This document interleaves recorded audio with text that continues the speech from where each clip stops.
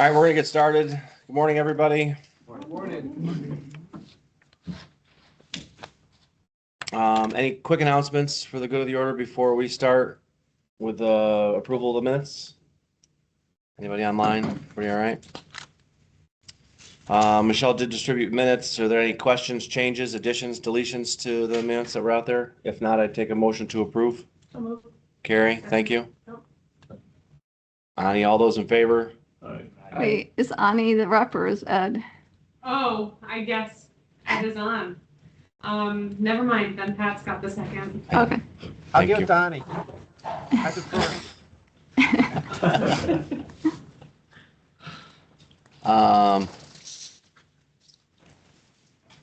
Anything under new business that's got to come out? I know we have some business coming up here that would be considered new, but we can move forward. So WQMA priority working groups and ad hoc committee reports.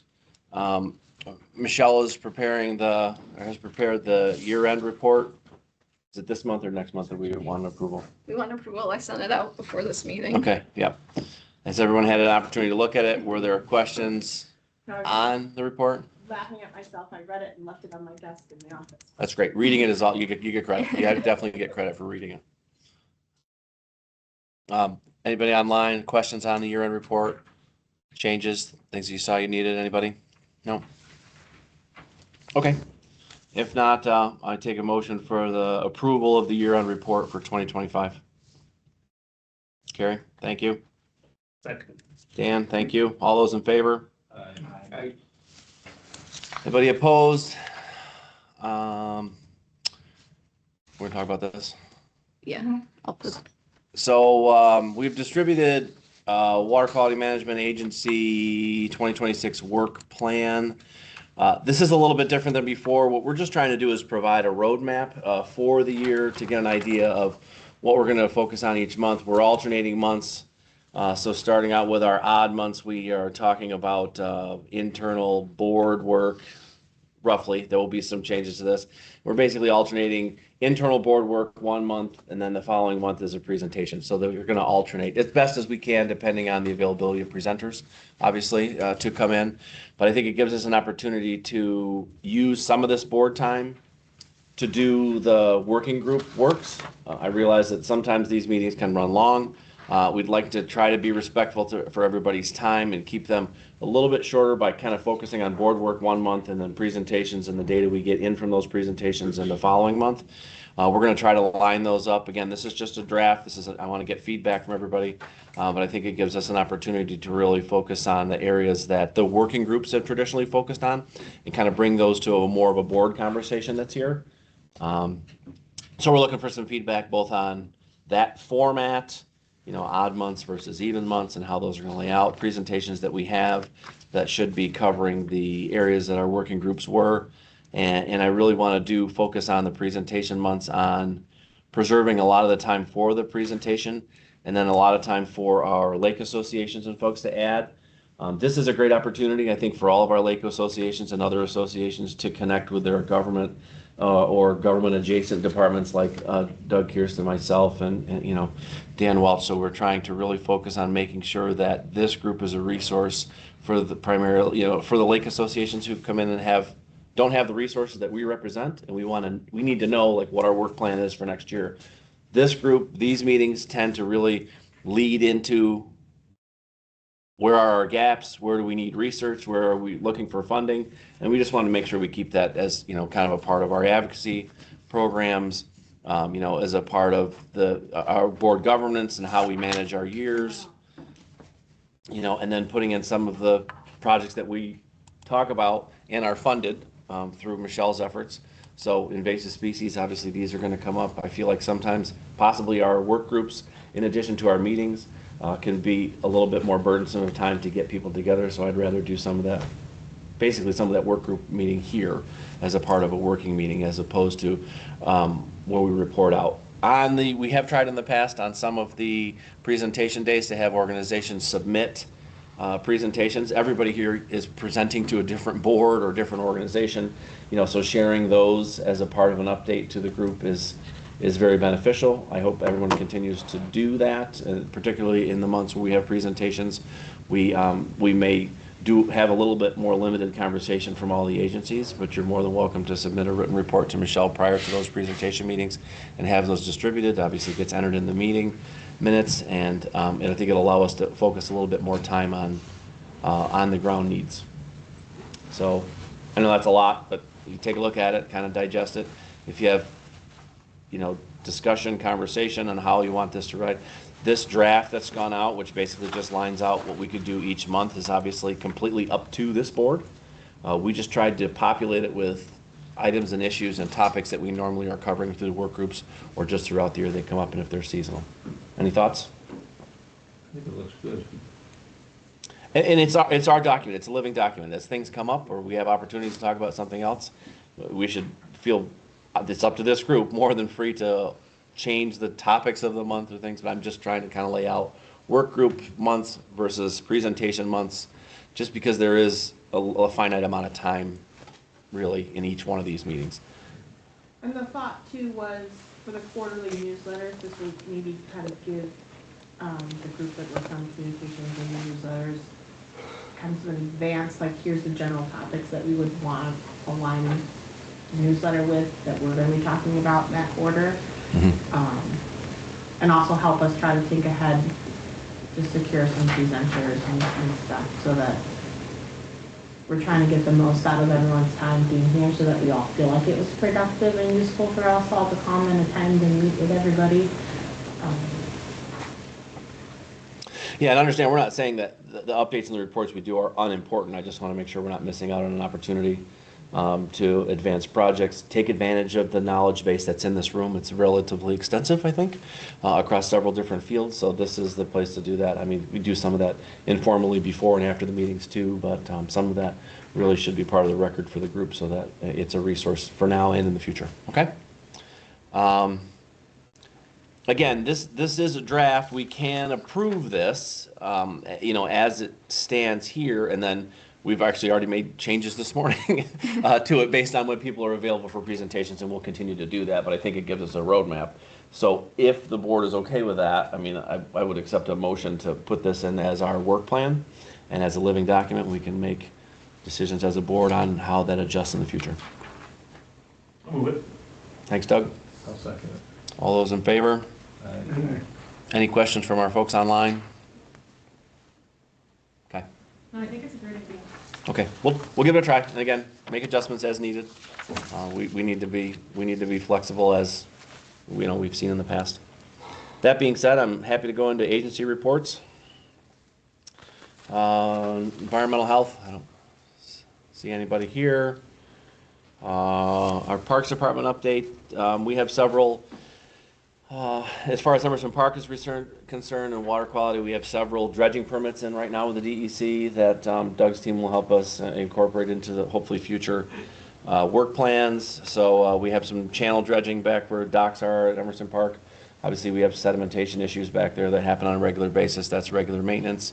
We have a permit in for the dredging of the embayment in front of the sluiceway pipes that are out by the City of Auburn pumping station. We did clear those a couple years ago. Doug's team, in coordination with DEC, we put a break wall, if you will, out in front of it to kind of decelerate the sedimentation there, but that requires some maintenance every few years to clear that out. And we actually put in a permit to remove bricks on Deauville Island out in the water in the swimming area, but that's going to be done by hand. A volunteer group has volunteered to do that, to actually go out because they're dry this time of year. You can just walk right up to them and pick them up off the ground, but it is the bottom of the lake bed. It is the lake bottom, so it does require a dredging permit. So all those are in with the DEC currently right now. That's kind of all I have, unless there are questions about any of those or anything else that's going on. No. Planning department. I'm going to defer to Michelle because I don't have anything myself for me. Whoops. Sorry. Okay, I'm currently working with CSI on their HABs monitoring program for this year in Cayuga Lake. And I'm working with them on their tributary program. And the buoy for Wasco Lake, the resolution goes to the legislature this month. That's all I have for this month. Great. Any questions? Okay. Doug? All right, so the district, it's due time of year, we have our year-end reporting that's due to the state coming up in February. The water quality symposium is going to be held in Rochester, so staff's geared up to go there for the week-long training. We finished up applying for CRF funding, and right now, currently, the Ag Map Point program grant funding is available, so we've been meeting with interested producers and farmers and stuff to that may be applying for that. So we're working through that system.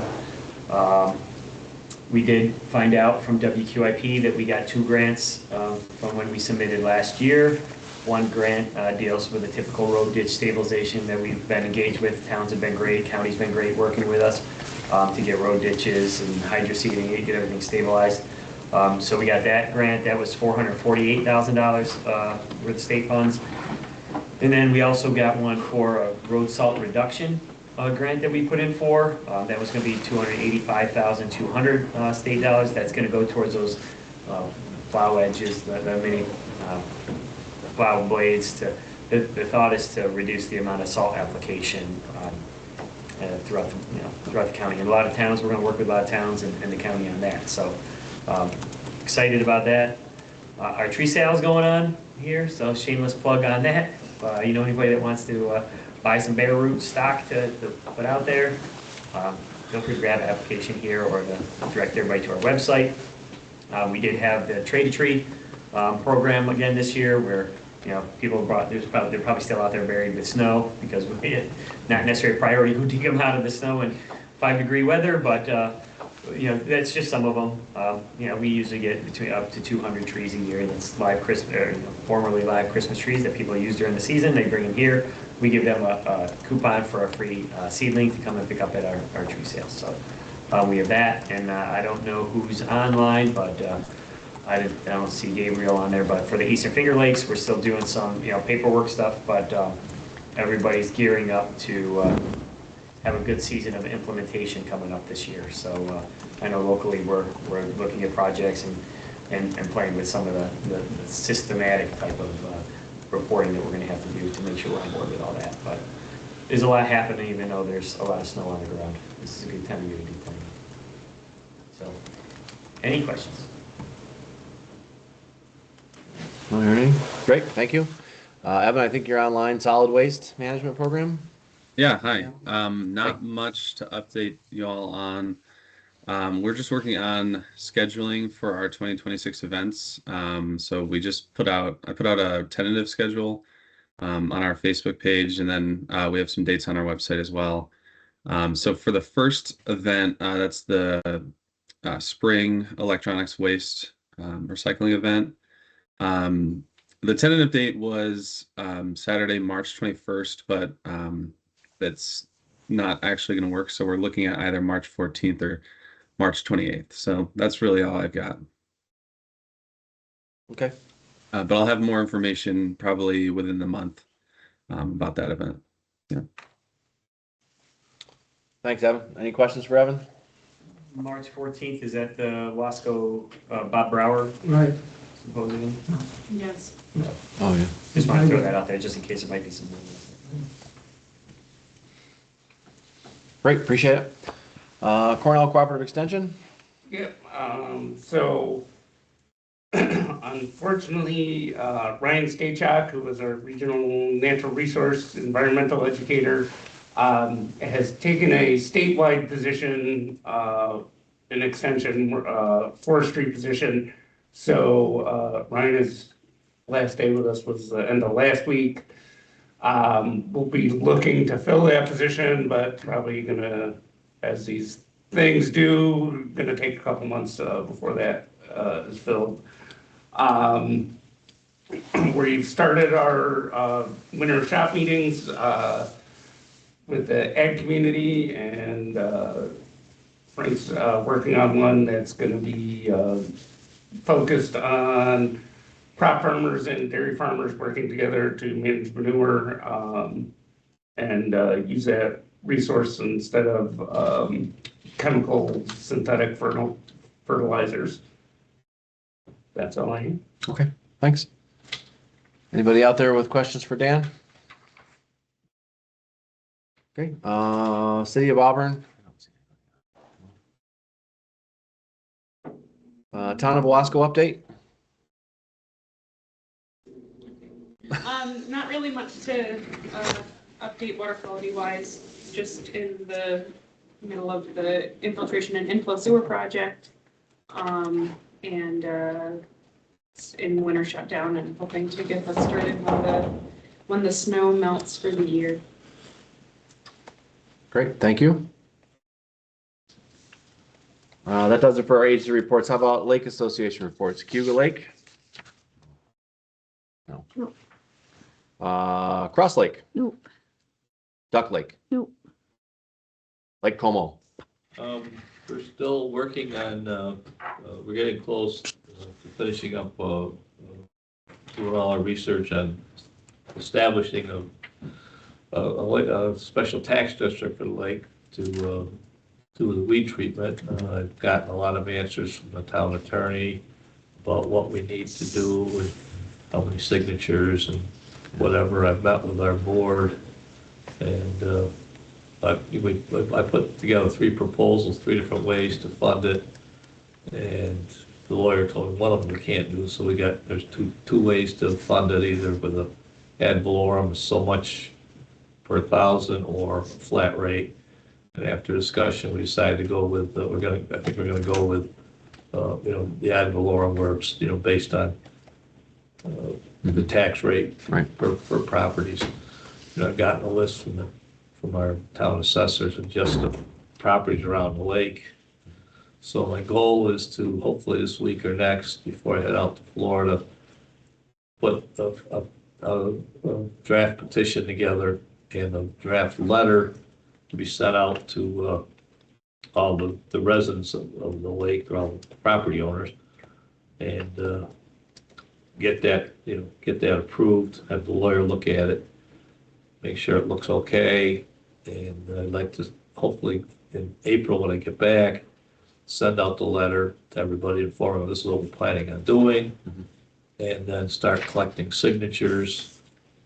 There's 74 properties that are on the lake that will have to get signatures from at least 50% of them. Okay. And of that 50%, half of them have to be permanent residents. And then if I can get that many signatures, then we can go to the town board and ask for a public hearing, and hopefully get this through. I'd like to see us get it into place so that over the summer and the early fall, we can have a public hearing, get it all set up so that the town of Summerhill can put that, approve the tax district and get it into the budget for 2027 so we can start collecting some money. Sure. We're probably not going to be able to collect enough to do, in the past when we did a year ago, we did a treatment. We spent over $20,000, which is money we had raised over a number of years from donations, and we kind of wiped out our account. Mm-hmm. And what we're looking at, realistically, I hate going to people and, telling them, okay, I want to increase your taxes. And, to raise 20,000, we'd have to really hit people hard. So we're looking more at probably raising, I'd like to think about 14,000, which would mean for the average household, probably be a couple $100 more on their property taxes each year. Mm-hmm. Hopefully we can sell that to the property owners. I know there's quite a few that are very interested in doing that. We'd rather see it, because in the past we've just depended on donations from people. We have some very generous people who give up $1,000, $2,000, $500, whatever. But they're not going to keep doing that forever. So the majority of the people feel that, okay, everybody should share it. If you own a piece of property on the lake, you should kick in something. So and we'll probably end up 14 or 15,000 between maintaining our weed harvester and doing small treatment. We may do work out, 1 year we'll do some weed treatment. Next year, we may save the money and let it build up so we can have it to a bigger chunk at a time. We've got to work all that out yet, but it's a work in progress. And what we did last time on the south end of the lake with the weed treatment helped an awful lot. And, helped even up on the north end of the lake. Some of the stuff drifted north and killed some of the milfoil. So we're hoping to continue that. Okay. That's a big project, so that's great. I mean, Yeah. Yeah. It is. It's I think I've got a lot. I like to think that I've got the support for the majority of the people to do it. I know there's some people that I don't care what you tell them, they're not going to, I'm not going to do that. I'm not going to support that. But this is a democracy. If we get enough people to sign the petition, we can go ahead with it. And, get it on there so that everybody shares in the cost, Sure. Which I think is only fair. Okay. That's all I've got. Appreciate it. And there is going to be a ice fishing tournament on February 14th, I believe it is. Which is a Saturday, a week from this Saturday, sponsored by the Watering Hole, which is a former Lake Cole. If anybody's interested or knows anybody wants to, I think it's $200 for a 4-man team to enter, so it's $50 a person. And I participated a couple of years ago. It was a lot of fun, if they do it like they did before, they had a couple of guys, some guys with snowmobiles and cell phones and whatever, and so that and they put flags out on the lake. So if you caught a fish, you went out, waved the flag, they sent a snowmobile over, they take a picture of it, they'd weigh it, they'd measure it, and they set, call back to the thing, and they keep a chart of what was going on, so people would put the fish back in the lakes. We weren't taking them out and just letting them die. I think that's what they do at Whitney Point. They have to bring them to the station and they hang them up on the wall, so it pulls a lot of fish out. So people are going to throw them back in the lake. And it was a lot of fun, and they basically give away whatever they collect. They pass it out in prizes to everybody. So it's a lot of fun. Great. So I'm looking forward to it. And right after that, I'm going to head out to Florida. I'll be back in April. Go warm up. Get warmed up. Yeah. Awesome. Thank you. That's all I got. Any questions? Little Sodas Bay. I just made it. Just in time. That's great. I forgot that 34 bridge was out, Mm. so I had to figure another way around. I'll get you. And I got here just in time. I don't have a lot, so our bay is totally frozen, which is for the past few years, it would be partially frozen. I stopped down at the lake this morning before I came down to see how the lake is doing, and it's frozen. It's an estimate on my part, but it's at least a half a mile out, which I haven't seen that in years. So, and we're really getting cold anyway. This last Saturday we had on the bay snowmobile races. Well, I have to say, if any of the lakes, if you freeze, that is a great thing to do. We had probably 2,500 people show that were on as visitors. Probably 300 or 400 sleds were out there. Not that many were racing, but they brought their sleds in from all over the place, and we're going all around town. We have 4 businesses that are still open that do food and drink, and they made a killing. So it was a real win-win, and I'm looking forward to the spring because I've been shoveling an awful lot, and we've got a lot more snow than it's down here. Yeah. That's all I have. Great. Thank you. Wasco Lake. Hey, Doc. Hi. We've next meeting coming up on the 18th at the board. We're working on the hemlock woolly algae control and surveys, and we've got grants to treat trees that we find, and crucial watersheds and gorges. Sam, we're going to talk about the Finger Lakes Research Conference I can mention it. I would think, I liked especially, was surprised to me is the yellow perch in Wasco Lake have like 20 parts per billion of PFAS, and and it seems like in Wasco Lake it's more in the sediment or the fish on the lower end of the food chain that you usually expect to get. It's in the lower end and concentrate in the trout and the lake trout and brown trout, but it seems like it's a yellow perch and worse. So maybe they're starting to picking something up with sediment or new in the lower ends of the food chain or the plankton. The other thing that's interesting was that probably everybody in the farm business knows that the methane subsidies for California carbon credits are going away. But to me, it was news. It's certainly the basis of why the farms using digesters and making some money from the collecting natural gas and getting the system. But probably won't happen too much longer, not as much as it has in the past. Which, this may be a spot where the state maybe could come in, or some could release the tax credit or something for people keeping methane down the air. That's about it. On the new stuff, there's of course the Finger Lakes Advocacy Day coming up next Wednesday, and Environmental Protection Fund coming up on a Tuesday, advocacy. I'm going to go as a representative from Wasco Lake. In Albany, as Advocacy Day in Albany, yeah. Awesome. Any questions for Wasco Lake? Skinny Atlas Lake? Yeah, good morning. The SLA was partnered in hosting the Research and Data Summit Conference at SUNY ESF at the Gateway Center on January 6th. Chris Schultz from SUNY ESF, Dr. Boyer, Professor Charlie Driscoll, who's on our board, presented, and it was a huge turnout. It was nice. The Willie Adelgid workshop this week, they're working back on that. We have a new president of the SLA board.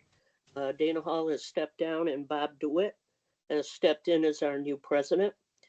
And the lake hasn't completely frozen over. And north and south, we got pretty good coverage. But right in the middle of Mandana yesterday was almost every bird that was in the area on the water, including the bald eagles. So it was pretty cool to see from people that were out there. Give me a call. So that's all we got. And thanks. Great, thank you. Any questions for the Skinny Atlas Lake Association out there? If not, let's go over to partner reports. Regional Planning Board. Aaron's on, I think. Aaron's there, yep. Hi. Yep.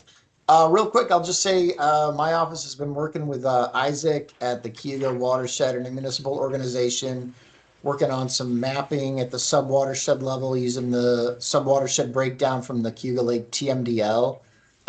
Just sort of like a BNP suitability assessment that I think Isaac was working on. So we're just doing some mapping for that. Just getting rolling now on that. And we're still putting the finishing touches on the Owasco Watershed Streams map, the numbered streams map. So we've been working on that for a little bit, but hoping to have that completely wrapped up here, probably, by the end of the month, I would think. That's about it. We also have some stormwater engineering workshops coming up again this year. We do this every spring. It's really designed for professional engineers to get their engineering credits. But if you know anybody who might be interested in that, please put them in touch with me. That's all I've got. Great, thank you. Any questions? No? I don't see anybody from Cuyo. FLI Prism. Yep, I can. Yeah. Hi, everybody. It's been a while since I've been here. Just to reintroduce myself, my name is Sam Beck Anderson, coordinator for the Finger Lakes Partnership for Regional Invasive Species Management at the Finger Lakes Institute. Since the last time I've been here, it's probably been over a year. We have a lot of new staff with the Prism. We were awarded a new contract in early, I guess we finalized a contract in September of last year. This is a 4-year contract to host the Finger Lakes Prism from 2025 through 2028. So a lot of new staff, new programs, a lot of great stuff going on. We are currently, our request for bids to put together a new strategic plan for us will be closing Friday. So we're hopeful to get started on that process ASAP. We had a couple of good events to mention recently, like Phil mentioned, we just hosted our Finger Lakes Research Conference last week on campus at Hobart, where we hosted about 165 folks. Presentations ranged from hydrilla management in the Niagara River to PFAS to methane and manure management and a lot in between. The program is up if anybody is interested in checking out some of the talks. None of them were recorded, but I think we can very likely share contact information if people want to learn more about what folks were talking about. Great conference. Thanks for everybody that came from this group. We also participated, I think it was 2 weeks ago, in a public meeting hosted by Cayuga Lake Watershed Network about hydrilla treatment in Cayuga Lake. This included presentations from our staff, in addition to Army Corps of Engineers and DEC. The recording for that is available on the network's website. I couldn't make it, but they touched on a lot of good stuff and talked about the future of the project now that U.S. Army Corps is kind of backing away from the actual treatment side of things. So lots of new information there. A couple of upcoming events. We are in the middle of our Hemlock Woolly Adelgid survey citizen science program. There are trainings all over the place, in-person trainings in addition to the online resources. We'll train folks about how to identify and report Hemlock Woolly Adelgid. Our website has all the information that you need for that. The last event that I will mention is we have a webinar coming up where we're talking about our work monitoring and controlling invasive species in the Finger Lakes National Forest. We'll have our own staff presenting as well as some staff from Greg Flood from the Finger Lakes National Forest will be presenting as well. This is a Forest Service funded grant project focused mostly on water chestnut in the 80 or so ponds located in the forest and what we've been doing to monitor and manage them. So thanks. It's February 24th, sorry. Yep. Any questions for Stan? Finger Lakes Watershed, DEC. He's Emily. No, Emily. Hi, how's it going? Good. My camera's not working. So just a couple quick things. I hope you all have seen that the New York Sea Grant Great Lakes Small Grants Program is currently open for projects that support an ecosystem-based management approach to implement New York's Great Lakes Action Agenda, as well as local plans that are priorities. This could include a WQMA work plan or other local plans. So please keep that in mind. And that application is due by March 27th. We also have a seminar series that's currently going on in partnership with the New York State Water Resources at Cornell University. And so later today, there's going to be a presentation on anticipatory detection and characterization of the hydraulic signatures of urban flood risk by Alex Young at Cornell University and Kristen Hitchka of WRI. On February 12th, there's a Finger Lakes PFAS project presentation from the Helbling Group at Cornell University with Rasil Sayas at Water Resources Institute. On February 19th, there's a presentation on hydrodynamic and sediment transport modeling in support of fishery sustainability in Eastern Lake Erie with Joe Atkinson. On the 26th, there's a Great Lakes Aquatic Connectivity meeting with Tracy Brown and Kyle Glenn from Trout Unlimited. And on March 5th, there's a presentation on the characterization of PFAS and foam forming on the surface of the Finger Lakes by Professor Wing at Binghamton University with Lexi Davis from DEC NWRI. And then we also are working with the Nature Conservancy, Fish and Wildlife Service, and WRI to hold a Great Lakes, Finger Lakes Road Stream Crossing Coordination meeting. And this is to help engage partners who are interested in addressing, kind of flooding and aquatic connectivity concerns at road stream crossings. And we'll have some discussions. This is being led up by Olivia Green in support of our broader North Atlantic Aquatic Connectivity New York, or NAC New York, efforts that are being coordinated with partners. So if that's something you're interested in, that's going to be virtually on February 24th from 1 to 3. And I'm happy to share more information on any of the updates I shared. We are going to be planning spring sub-basin work group meetings. And, if you have thoughts on locations and such, let us know. We're looking at early May to plan those work group meetings. And so if there's any dates we should try and avoid, also please let us know.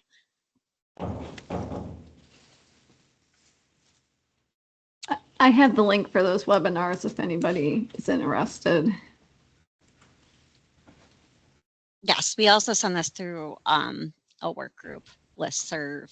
If you're interested in being added to that, I'm happy to add you to our Southeast Lake Ontario work group listserv.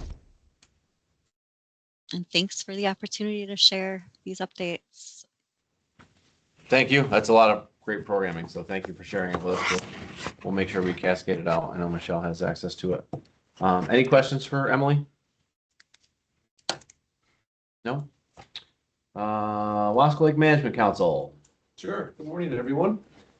I want to thank Michelle for pulling together the 2025 report for all of us. So thanks for all that you do, and it looks great. Also, thanks to Aaron McKean. He mentioned earlier the CNY RPDB's involvement in spearheading the approval of our updated regulatory map for the watershed. So that's been an important project for us to move forward.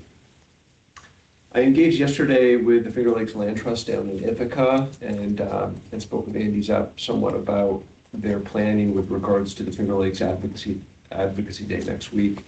As Dr. Joya mentioned, that's following the Tuesday EPF Lobby Day. And the Land Trust is sort of in a unique position now with increased capacity through the years. They've arguably been very successful through multi-million-dollar grants, acquisition grants for the various parcels that they've acquired and steward to build their staffing capacity. So they decided they'd take this leadership role in organizing this new Finger Lakes Advocacy Day.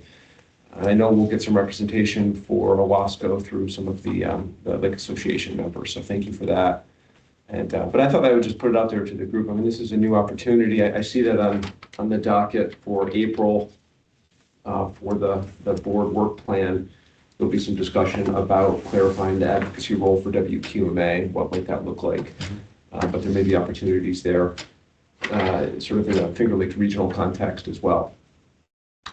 Also, for projects, we're working on reviewing our Vanessa and Sucker Brook Stream Corridor Assessment reports. The idea there being when the reports are final and approved by New York State that we can consider subsequent implementation projects along those stream corridors. So once the final report is in hand, we plan on extending it with the partners for our 90 implementation committee, including Soil and Water Conservation District for Cayuga County. Doug, we can discuss whether or not you have any interest in some of those projects and capacity for them, the projects that are recommended within those reports. And then maybe, perhaps an important next step of developing some kind of survey to see if there's any community interest, right? I mean, for these kinds of projects, stream corridor adjacent projects, or the bottom line is, what are the homeowners, adjacent residents' interest in getting projects on the ground there? So that would be sort of the next step too.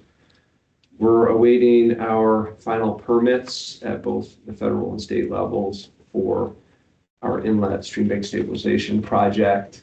I see Doug smiling and nodding his head. Yeah, it's we're hopeful to get underway with implementation this summer for that project within the typical permit window during the summer. And we've been back and forth on updating designs accordingly with regards to interests and requirements from the state and federal agencies for that project. Fingers crossed. Right. It's Yeah. been a long time coming. Yes. Otherwise, let's see. Yeah, we're working on developing our 2025 report for our efforts over the course of last year, and some of those features will be included within a presentation at the Bob Brower Scientific Symposium. I'm looking forward to that. I believe that's all I've got. I'm happy to take any questions.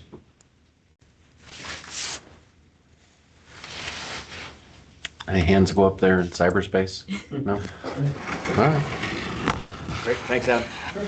Is there anybody here from Partners? I didn't see anybody, no. Okay. That's all we have on the agenda. Anything out there we're missing or has dawned upon you during our meeting that you'd like to share with the group? Anybody online? Okay, appreciate it. Again, take a look at the annual plan. Let us know what's missing, stuff that you want to see added. We obviously could make adjustments to that at any time. Other than that, I appreciate everybody's help. Yeah, Carrie? Yeah, Motion to make one. adjourn. Oh, I'll second it. Oh, second. All right, there, Doug. All right. Everybody in line on favor with that? Thank you. Next Yes, month, Next month. Grayson's gonna present on the CSI tributary right. program. Oh, okay. That's why we moved, it should have been April, but we moved it up because we had already scheduled Grayson's To come in then, Got yeah. it, got it, got it, okay. that So one presentation we went next after month. that. Okay. So if there's anyone that wants to provide a written report in lieu of taking some of that time during the meeting so we can concentrate on the presentation, you're welcome to do that. All right?